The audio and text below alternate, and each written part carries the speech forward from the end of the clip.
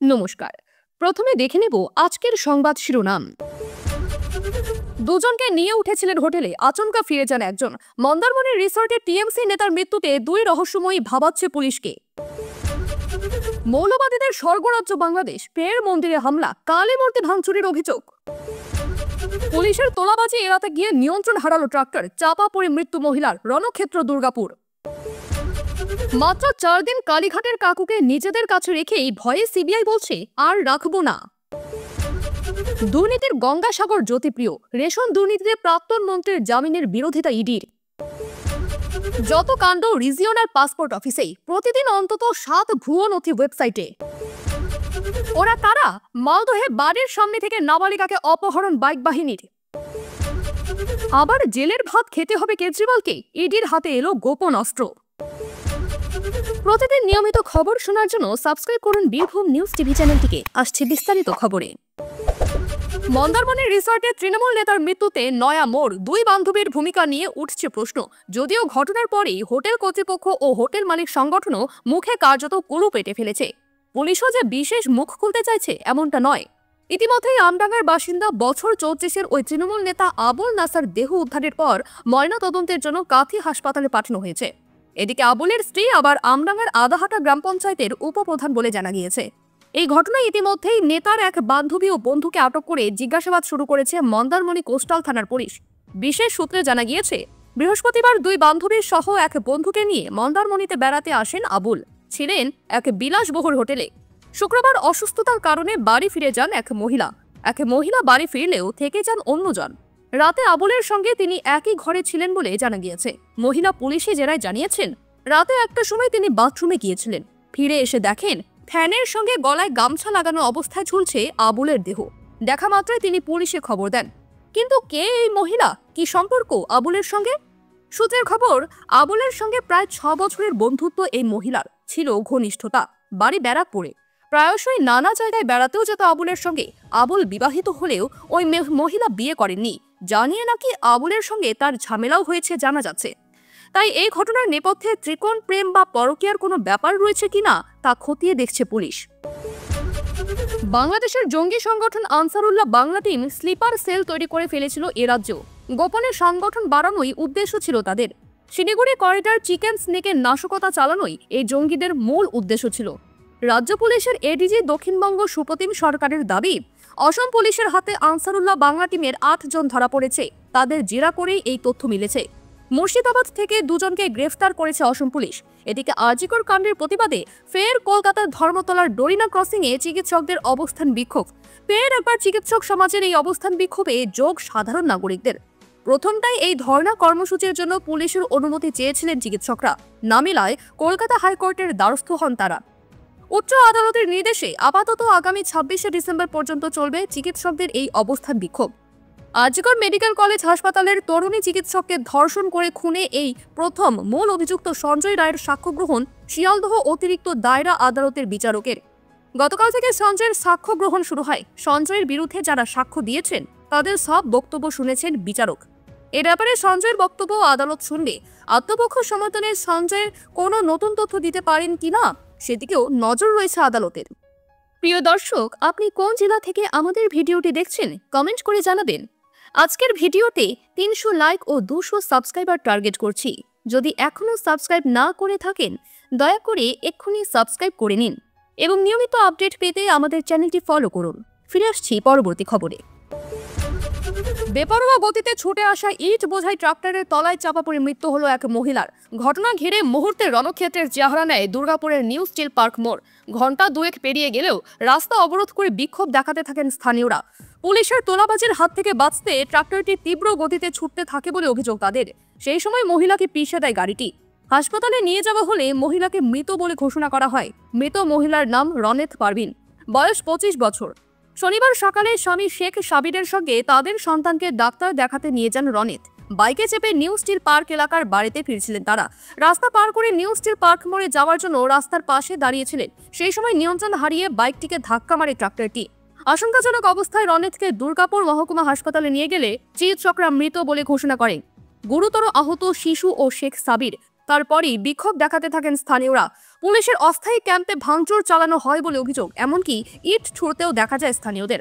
খবর পেয়ে ঘটনাস্থলে যায় পুলিশের বিশাল বাহিনী। এখন পরিস্থিতি নিয়ন্ত্রণে বলে খবর। স্থানীয় সূত্রে জানা গিয়েছে, নিউ স্টিল পার্ক মোড়ের কাছে একটি লিংক রোড রয়েছে, তার অদূরেই ডিএসপি অফিস। কিছুটা দূরে রয়েছে ট্রিপল টাঙানো অস্থায়ী ক্যাম্প। নির্দেশ অনুসারে ওই লিংক রোড দিয়ে সকালে ভারী যানবাহন চলাচল নিষিদ্ধ, রাতের দিকে মালবাহী গাড়ি চলে। কিন্তু স্থানীয়দের অভিযোগ, পুলিশের অস্থায়ী ক্যাম্প থেকে তোলাবাজি করা হয়, বদলে ওই লিংক রোড দিয়ে গাড়ি চলছে। শনিবার সেই তোলাবাজির হাত থেকে রেহাই পেতে জোরে গাড়ি চালিয়ে নিয়ন্ত্রণ হারিয়ে ফেলে ট্রাক্টরটি। প্রত্যক্ষদর্শী অসীম মিশ্র এবং শেখ রশিদের অভিযোগ, এখানে দিবারাত্রি তোলাবাজি চলে পুলিশের।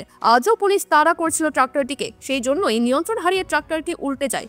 পুলিশের এই তোলা আদায়ের জন্যই আজ মৃত্যুর মুখে পড়তে হলো ওই মহিলাকে। আমরা চাইছি পুলিশের তোলাবাজি বন্ধ হোক, সঙ্গে এই রাস্তা দিয়ে দিনের বেলায় ভারী যান চলাচল বন্ধ করা হোক। এবার শিক্ষক নিয়োগ দুর্নীতিতে ধৃত সুজয় কৃষ্ণ ভদ্র ওরফে কালীঘাটের কাকুর কণ্ঠস্বরের নমুনা সংগ্রহ করবে সিবিআই। শনিবার বিশেষ সিবিআই আদালত সিবিআইয়ের আবেদন মঞ্জুর করল। একই সঙ্গে সিবিআইয়ের আবেদন মেনে কালীঘাটের কাকুকে 14 দিনের জেল হেফাজতে পাঠানোর নির্দেশ দিলেন বিচারক। সুজয় ভদ্রকে কেন তারা নিজেদের হেফাজতে আর রাখতে চাইছে না, এদিন সেই যুক্তিও দিলেন সিবিআইয়ের আইনজীবী সন্দীপ চৌধুরী। গত বছরের 23শে মে সুজয় কৃষ্ণ ভদ্রকে গ্রেফতার করেছিল ইডি। দীর্ঘদিন হাসপাতালে ভর্তি ছিলেন কালীঘাটের কাকু। তার কণ্ঠস্বরের নমুনা সংগ্রহ নিয়েও টানাপোড়েন চলছিল। শেষমেশ চলতি বছরের 3রা জানুয়ারি দোকা ইএসআই হাসপাতালে তার কণ্ঠস্বরের নমুনা সংগ্রহ করা হয়। এবার সিবিআই তার কণ্ঠস্বরের নমুনা সংগ্রহের অনুমতি পেল। গত 4 দিন সিবিআই হেফাজতে ছিলেন কালীঘাটের কাকু, কিন্তু এদিন আর সুজয় ভদ্রকে নিজেদের হেফাজতে চায়নি কেন্দ্রীয় তদন্তকারী সংস্থা। তাকে জেল হেফাজতে পাঠানোর আবেদন জানায়। কিন্তু আর কেন নিজেদের হেফাজতে চাইছে না কেন্দ্রীয় তদন্তকারী সংস্থা? বিশেষ সিবিআই আদালতে সিবিআই আইনজীবী সন্দীপ চৌধুরী বলেন, গত 4 দিন অনশনে রয়েছেন সুজয় ভদ্র। খাবার ওষুধ কিছুই খাচ্ছে না, ফলে বাড়ছে সুগারের লেভেল। অনশন করার কারণ নিয়ে সিবিআই আইনজীবী বলেন, উনি রাজনৈতিক ব্যক্তিত্ব, জানেন অনশন করে সমস্যার অন্যরকম সমাধান হয়। অনশন করে মেডিকেল ইমার্জেন্সি তৈরির চেষ্টা করছেন। এই পরিস্থিতিতে সুজয় ভদ্রকে আর নিজেদের হেফাজতে রাখতে চায় না সিবিআই। কেন্দ্রীয় তদন্তকারী সংস্থার আইনজীবী আরও বলেন, সুজয় ভদ্র তদন্তে সাহায্য করছেন না। তিনি অনেক কিছু জানেন, কিন্তু কিছু বলছেন না। তিনি প্রভাবশালী ব্যক্তি, জামিন পেলে তদন্ত প্রভাবিত করার চেষ্টা করতে পারেন বলে সিবিআই আইনজীবী দাবি করেন। অপরদিকে সুজয় কৃষ্ণ ভদ্রের আইনজীবী সেলিম রহমানের বক্তব্য, নিয়ম মেনে ভয়েস স্যাম্পল নেওয়া হোক। তার মক্কেল রাজনৈতিক দলের সঙ্গে যুক্ত নন, ফলে তার সঙ্গে রাজনৈতিক নেতাদের কোনো যোগাযোগ নেই। তিনি অসুস্থ, বাইপাস সার্জারি হয়েছে, স্ত্রী মারা গিয়েছেন। এসব বিচার করে জামিন দেওয়া হোক। জামিন দিয়ে প্রয়োজনে হাউস অ্যারেস্ট করা হোক। দুপক্ষের বক্তব্য শোনার পর কালীঘাটের কাকুকে 14 দিনের জেল হেফাজতের নির্দেশ দেন বিচারক। রেশন দুর্নীতি মামলায় জ্যোতিপ্রিয় মল্লিকের জামিনের বিরোধিতায় আদালতে একের পর এক বিস্ফোরক বিশেষণে প্রয়োগ করল ইডি। কখনো তাকে রিংমাস্টার, কখনো দুর্নীতির গঙ্গাসাগর বলে অভিহিত করলেন কেন্দ্রীয় তদন্তকারী সংস্থার আইনজীবী। শনিবার ইডির বিশেষ আদালতে জ্যোতিপ্রিয় মল্লিকের জামিন মামলার শুনানিতে তদন্তকারীদের একের পর এক আক্রমণে কার্যত তার আইনজীবীর সওয়াল জবাব ধোপেই টিকল না। এদিন আদালতে দাঁড়িয়ে ইডির আইনজীবীর বক্তব্য, এই দুর্নীতি যদি পাখির চোখে দেখা হয়, তাহলে দেখা যাবে জ্যোতিপ্রিয় হলেন গঙ্গাসাগর। গঙ্গা, ভাগীরথী ও অন্যান্য শাখা প্রশাখা যেমন গঙ্গাসাগরে এসে মিশেছে, এই দুর্নীতির সমস্ত স্রোত এসে মিশেছে এই জ্যোতিপ্রিয়র কাছে। চাল বিক্রি থেকে গম বিক্রি, রেশন দুর্নীতি, সমস্ত টাকা এসেছে তার হাতে। তারই পরিচালিত 3 সংস্থা সবচেয়ে লাভবান হয়েছে। এই 3 সংস্থায় আবার তারই লোক বসেন, অ্যাকাউন্টও খোলা হয়েছে তারই পরিচিত লোকেদের নিয়ে। ইডির আইনজীবীর আরও দাবি, জ্যোতিপ্রিয় রেশন দুর্নীতি মামলার প্রধান ষড়যন্ত্রকারী। উনি রিং মাস্টার, আড়ালে থেকেই দুর্নীতি পরিচালনা করেছেন। যে সময়কাল ধরে রেশন বন্টনে দুর্নীতি হয়েছে, সে সময় উনি ক্ষমতাশালী ছিলেন, খাদ্যমন্ত্রী ছিলেন, তাই প্রভাব বিস্তার করে অনেক কিছুই করেছিলেন জ্যোতিপ্রিয়। পরে কেঁচো খুঁড়তে গিয়ে কেউটে বেরিয়েছে বলে সওয়াল করেন ইডি আইনজীবী। বছর 2 ধরে রেশন দুর্নীতি মামলায় জেলবন্দি প্রাক্তন মন্ত্রী, তারপরে গ্রেফতার হয়েও একাধিক ব্যক্তি আপাতত জামিনে মুক্ত। তাই জ্যোতিপ্রিয় জামিন চান। তবে ইডি এদিন যেভাবে তার দুর্নীতির ব্যাপ্তির কথা আদালতে তুলে ধরলো, তাতে জামিনের পথ আরও জটিল হলো বলে মনে করা হচ্ছে। সর্ষের মধ্যেই ভূত, জাল পাসপোর্ট তৈরির আসল রহস্য লুকিয়ে রিজিওনাল অফিসে। শুধু নিচতলার পুলিশ কর্মীদের একাংশ নয়, সে অফিসের কর্মীদের হাত জোশেই দিনে 5-7টা ভুয়ো নথি আপলোড হয়েছে পোর্টালে। ভেরিফিকেশন পর্বেই আসল কারসাজি হয়েছে বলেই দাবি তদন্তকারীদের। বাংলাদেশের অশান্ত পরিস্থিতির মধ্যেই জাল পাসপোর্ট ধরতে দেশ জুড়ে অভিযান চলছে। সক্রিয় কেন্দ্র রাজ্যের তদন্তকারী সংস্থারা। রাজ্যের উত্তর ও দক্ষিণ 24 পরগনা নদিয়ায় চলছে লাগাতার অভিযান। প্রকাশ্যে আসছে নিত্য নতুন তথ্য। তদন্ত এগোতেই স্পষ্ট হচ্ছে, জাল পাসপোর্ট তৈরিতে শুধু ডিআইবি অফিসের পুলিশ কর্মীর একাংশ নন, রিজিওনাল পাসপোর্ট অফিসের ফাঁকফোকরও দায়ী। গোয়েন্দাদের নজরে এবার সেই ফাঁকফোকর। নিয়মে আছে, পাসপোর্ট সেবা কেন্দ্রের নথি আপলোড হওয়ার আগেই ভেরিফিকেশন করা হয়, তারপরে তা যায় পাসপোর্ট অফিসে। সেখানে 2 দফায় ভেরিফিকেশন হয়। এ পরীক্ষার পর নথি আপলোড হয় পোর্টালে, তারপর আরপিও বা রিজিওনাল পাসপোর্ট অফিসেও ভেরিফিকেশন করে পাঠানো হয় পুলিশ ভেরিফিকেশনের জন্য। পুলিশ রিপোর্ট পাঠালে তারপর চূড়ান্তভাবে পোর্টালে তথ্য আপলোড করা হয়।